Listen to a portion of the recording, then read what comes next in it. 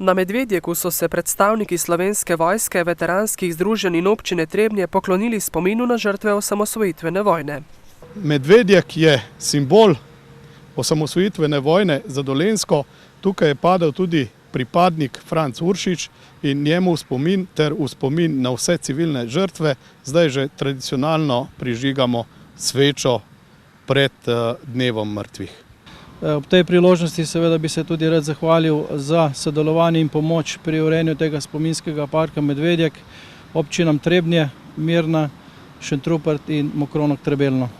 V spomin na padle vojake ter v počastitev dneva reformacije in odhoda zadnjega vojaka Jugoslovanske armade iz Slovenije pa so še pred dogodkom na Medvedjeku pripravili slovesnost tudi v novomeški vojašnici.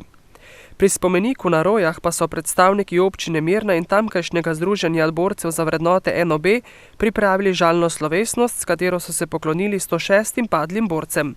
Zbrane je nagovorila podžupanja Barica Kraljevski, komemoracijo pa so kulturno zaokrožili tamkajšnji upokojenci s pesmijo in osnovnošolci z recitacijami.